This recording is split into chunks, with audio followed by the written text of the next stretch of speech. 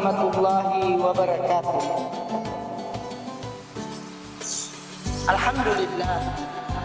Alhamdulillahi rabbil alamin. Wa bihi nasta'in ala umuri dunya waddin. Asyhadu an la ilaha illallah wahdahu la syarika lah. Wa asyhadu anna Muhammadan abduhu wa rasuluhu la nabiyya ba'dahu. Sebagai hamba Allah Subhanahu wa ta'ala, kita bersyukur kepada Allah Subhanahu wa ta'ala. Allah limpahkan segala nikmatnya buat kita. Salah satunya adalah nikmat umur panjang. Umur panjang ini penting, hadirin yang dirahmati Allah Subhanahu wa ta'ala. Apalagi kita sampai di bulan suci Ramadan ini. Saya mau mengambil satu cerita dari hadis Rasulullah SAW. Dua orang sahabat Rasul pergi berperang. Yang satunya meninggal dalam peperangan, yang satunya lagi selamat dalam peperangan. Rasulullah SAW bertanya kepada para sahabat, "Hai sahabatku, siapakah yang lebih dulu masuk surga? Yang mati syahid dalam peperangan atau yang selamat dari peperangan itu?" Seluruh sahabat menjawab, yang mati syahid akan lebih dulu masuk surga ketimbang yang selamat dalam peperangan itu sendiri. Ternyata jawaban Rasulullah SAW berbeda 360 derajat dengan jawaban para sahabat itu sendiri. Ternyata jawaban Rasul bahwa yang duluan masuk surga adalah yang selamat dari peperangan itu sendiri. Semua sahabat tercengang, "Ya Rasulullah, bukankah di dalam Al-Quran sendiri Allah katakan bahkan orang yang mati syahid di dalam peperangan itu, jangankan tubuhnya, darahnya saja yang menetes-netes di medan perang itu sendiri diharapkan tersentuh api neraka, apatah lagi tubuhnya." Apa kata Rasul? "Betul sahabatku, bahwa mereka itu sudah dijamin oleh Allah masuk surga. Tetapi pertanyaannya tadi, siapakah yang lebih dulu masuk surga? Yang ternyata yang selamat dari peperangan itu sendiri." Sahabat semakin tercengang. Kenapa? Rasulullah menjelaskan, yang selamat dalam peperangan itu bukankah juga ingin meninggal dalam peperangan itu sendiri, ingin juga mati syahid, tetapi Allah tidak menentukan ajalnya di saat itu. Olehnya itu, yang selamat dalam peperangan ini berapa kali lagi dia sholat 5 waktu.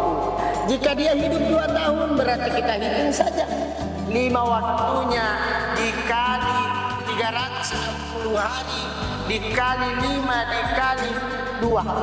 Berapa banyak sholat fardunya? Belum lagi sholat sunnahnya. Sementara yang sudah meninggal tidak bisa lagi melaksanakan sholat, tidak bisa lagi melaksanakan sholat sunnah. Begitu pula dengan puasanya. Puasa Ramadan yang kita kerjakan saat ini, hadirin yang dirahmati anak-anak yang ada di SMP Negeri 9 Bontang, serta anak-anak di seluruh yang bisa menonton apa yang kita sampaikan pada saat ini. Hadirin yang dirahmati Allah Subhanahu wa ta'ala, kenapa yang selamat dari peperangan ini lebih dulu masuk surga ketimbang yang mati syahid? Dia masih bisa melaksanakan haji. Jika dia 2 tahun lagi hidup, berarti dia masih melaksanakan haji 2 tahun, 2 kali. Begitupun dengan umrohnya. Umroh setiap bulan dia bisa melaksanakan umroh. Kalau 2 tahun dia hidup setelah peperangan itu, berarti berapa kali lagi dia umroh? Bukankah itu ladang pahala? Sementara yang sudah meninggal, yang mati syahid ini, idza mata banu Adam kata Allah min talatin, apabila anak cucu Adam telah meninggal dunia, putus segala amalnya kecuali illa min talatin, kecuali 3. Sedekah jariyah, sedekahnya yang bermanfaat. Yang kedua, ilman nafi'ah, ilmunya yang berguna. Yang ketiga, yuladun soleh, doa-doa anak yang soleh, anak yang soleh. Itu saja yang dia terima mengalir kepada orang yang mati syahid tadi. Sementara yang masih hidup sama seperti kita ini, untung Allah masih berikan kita umur panjang. Mari kita gunakan sebaik-baik, terutama di bulan Ramadan ini.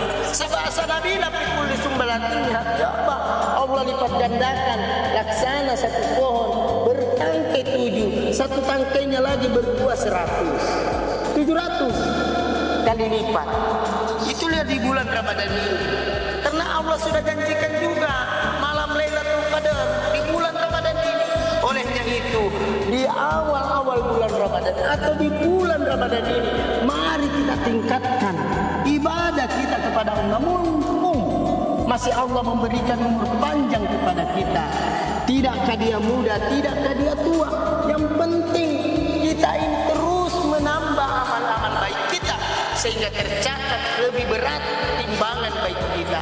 Olehnya itu, doa inilah yang kita selalu minta, ya Allah, beratkanlah timbangan baik saya, ya Allah, beratkan timbangan baik, ya Allah. Itu yang selalu kita minta di akhir-akhir sholat kita atau di sujud-sujud kita dalam sholat. Kita minta supaya Allah terus memberikan usaha untuk melakukan kebaikan-kebaikan demi akhirat kita.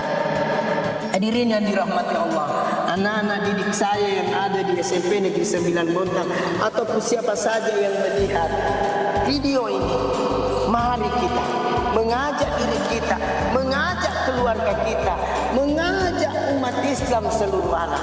Karena mengajak ini, mengajak orang lain untuk berbuat baik adalah suatu kewajiban. Allah katakan dalam Al-Quran, wa ma 'alal ladzina yattaquna min hisabihim min syai' walakin zikrallahum yattaqun. Orang-orang bertakwa itu tidak menanggung dosa-dosa mereka, tetapi orang-orang bertakwa itu berkewajiban mengajak mereka agar bertakwa kepada Allah Subhanahu wa taala. Hadirin yang dirahmati Allah Subhanahu wa taala, melalui bulan Ramadan, apa yang perlu kita lakukan sebagai kesimpulan? Mari kita memperbanyak ibadah sunnah kita, ibadah sunnah kita. Contoh saja, satu ilmu pengetahuan saya. Siapa yang memelihara 12 rakaat sholat sunnah, 12 rakaat sholat sunnah, Allah bangunkan satu istana di surga. Yang mana 12 rakaat itu? 4 rakaat sebelum duhur, 2 rakaat sesudah duhur, jadi sudah ada 6. 2 rakaat sesudah duhur, 2 rakaat sesudah maghrib, 2 rakaat sesudah isya, dan yang terakhir 2 rakaat sebelum subuh, sholat sunnah fajar. Siapa yang menjaga 12 rakaat ini, Allah bangunkan sholat istana di surganya Allah. Kalau Allah bangunkan satu istana di surganya Allah, kita akan masuk surga. Otomatis inilah jalan buat kita supaya terus memperbaiki ibadah kita, terus memperbaiki sholat kita.